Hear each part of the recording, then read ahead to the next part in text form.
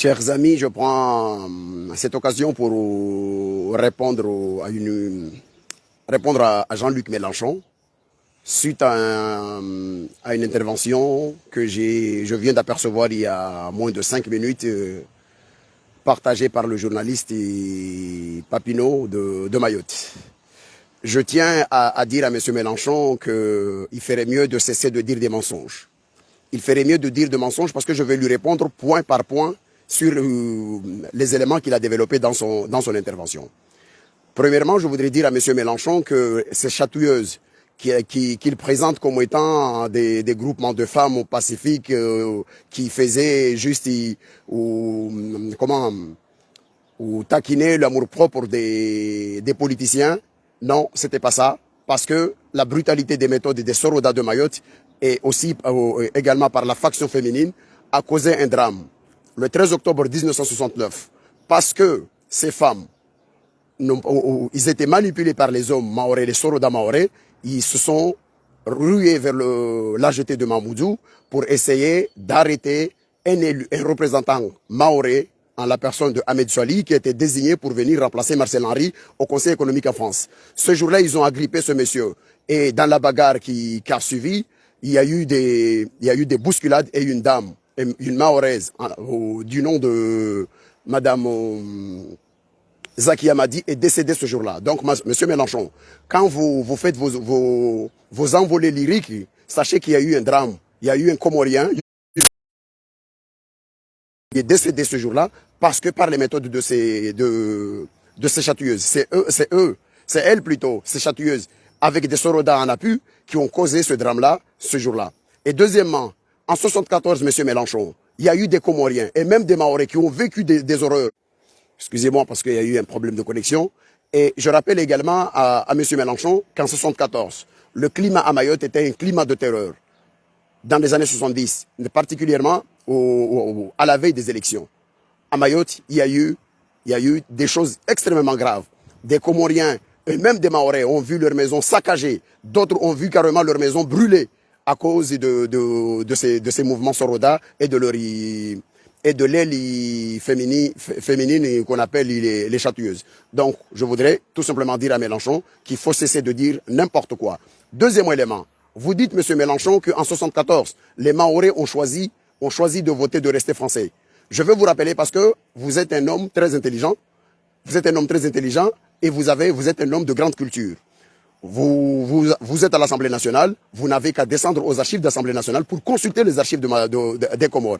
Et vous verrez que le 22 décembre 1974, à l'élection, on a consulté le territoire d'outre-mer des Comores. Et la question était la suivante. Souhaitez-vous que le territoire de Comores soit indépendant? On n'avait pas demandé à des Mahorais, à des Mouéliens, à des Anjouanais et à des grands Comoriens de choisir s'ils veulent rester français ou ils veulent être indépendants. On a demandé à des Comoriens, comme on peut consulter n'importe quel territoire d'outre-mer français, et lui demander s'il souhaite rester français ou bien prendre son indépendance. Ce jour-là, le 22 décembre 1974, les Comoriens ont massivement répondu à 94,56% que oui, nous souhaitons avoir notre indépendance. Et il se trouve qu'à Mayotte, une circonscription, dans les 4 circonscriptions des Comores, et de l'autre côté, il y a eu 65% des Mahorais qui se sont prononcés pour le non.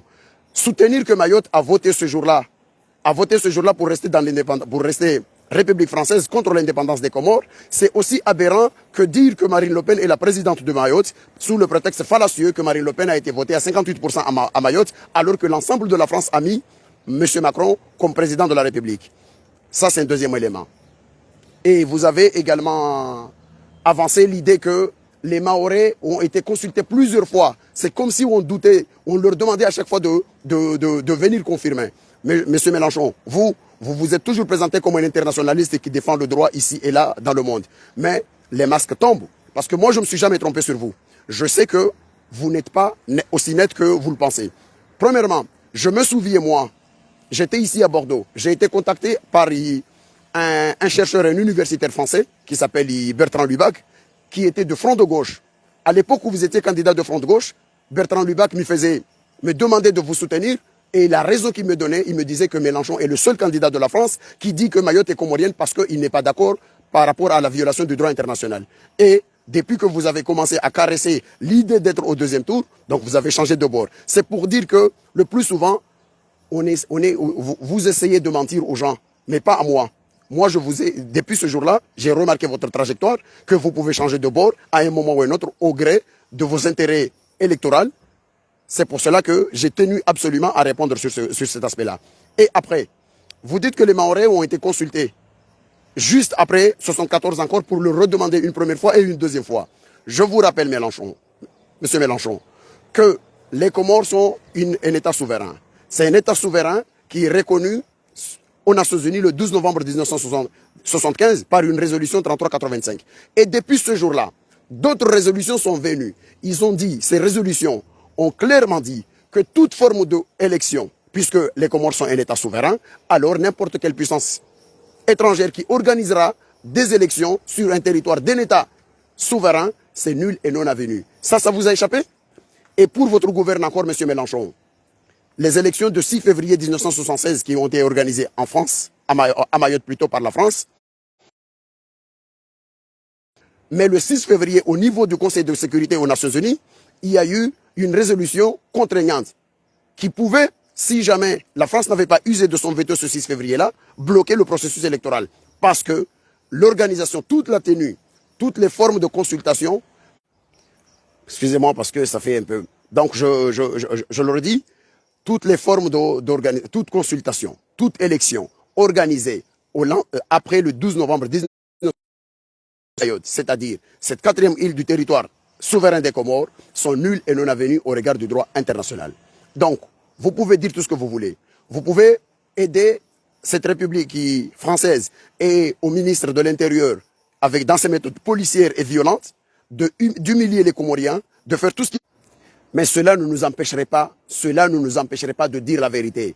Moi je suis franco-comorien et je sais ce que ma famille et mes proches et des proches subissent dans cette île, ou ont subi dans cette île. Les Comoriens, il y a des membres de nos familles à nous qui ont été pillés à Mayotte en 1974. Et ces gens-là, ils sont rentrés au Comores Bréduit alors qu'ils étaient des grands commerçants de l'autre côté de Mayotte. Donc, Monsieur Mélenchon, quand vous parlez, parce que vous êtes à la pêche à la pêche des voies électorales pour des élections. Donc, vous pouvez dire ce que vous voulez, mais sachez une chose, il y a des douleurs, il y a des populations qui souffrent. Effectivement, les Mahorais ont droit aujourd'hui à la sécurité. Mais cela ne doit pas cacher une vérité, une grande vérité sur cette histoire, c'est que la France a violé le droit international depuis la reconnaissance des Comores au niveau des Nations Unies. Et tout ce qui se passe dans cette île, il y a une grande responsabilité de la France. Aujourd'hui, nous, Français, on peut continuer à condamner, à juste titre, à condamner l'agression russe en Ukraine. Mais on doit aussi commencer à regarder, on doit regarder de notre côté, on doit regarder nos responsabilités depuis 47 ans qu'on est en train de violer le droit international. Donc, arrêtez de raconter des mensonges en disant oui, ces commandos chatouilleux, c'était des mouvements pacifiques et tout ça. Non, non, non, il y a eu un drame. Ils ont provoqué des drames.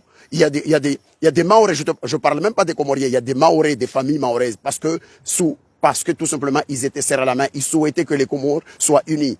Ces gens-là, ils se sont levés pour aller voter, glisser un bulletin de dire « Oui, nous sommes Comoriens, oui, nous voulons notre indépendance ». Ces gens-là ont subi des horreurs à Mayotte. Donc, arrêtez de dire n'importe quoi. Vous êtes un homme intelligent, vous êtes un homme de culture. Ne continuez pas à raconter des conneries comme ça à l'Assemblée nationale en prétextant que l'histoire de Mayotte s'est fait comme ça, c'était en douce, etc., etc. Non, la France viole le droit international. Mélenchon, vous prétendez être un homme, un internationaliste. Vous prétendez défendre le droit. Mais quand il s'agit du droit, la violation du droit international par la France, vous êtes en train de vous coucher comme les autres. Donc ça veut dire qu'on a compris une chose. C'est que dans ce pays, ici en France, sur la question de Mayotte, le seul parti politique qui est resté dans une constante de position, ce sont les communistes. Parce que eux, les communistes, depuis toujours, ils sont restés sur la même position. Et je rappelle, parce que je rappelle ici aussi, parce que dans ce pays, en 75, il y a eu une soixantaine de députés de radicaux de gauche et des socialistes ont saisi le Conseil constitutionnel pour demander à ce que le Conseil constitutionnel annule cette loi qui va violer l'intégrité territoriale des Comores. Et parmi les signataires de cette loi-là, il y avait Pierre Mauroy, ancien Premier ministre français. il y avait Jean-Pierre Chevènement, il y avait Pierre Jox, il y avait... Bon, malheureusement, la connexion n'est pas top, donc je m'arrête là, mais c'est juste pour dire que il y avait une soixantaine de députés et non les moindres. Un ancien Premier ministre français, Pierre Mauroy, un ancien ministre de l'Intérieur, Jean-Pierre Chevènement, Pierre Jox, ancien ministre de l'Intérieur, et aussi membre éminent du Conseil constitutionnel. Il faisait partie des députés qui avaient saisi le Conseil constitutionnel pour annuler la loi sur la balkanisation des Comores. Donc je demande à M. Mélenchon et à toutes celles et ceux qui soutiennent cette thèse séparatiste et à toutes celles et ceux qui ferment les yeux sur la violation du droit international par la France aux Comores, et en l'occurrence sur cette occupation illégale de l'île comorienne de Mayotte, de cesser de dire n'importe quoi. Allez, ciao, ciao les amis. Il ne faut pas laisser ces choses-là passer. Ce n'est pas parce qu'on est un député, ce n'est pas parce qu'on était un candidat aux élections présidentielles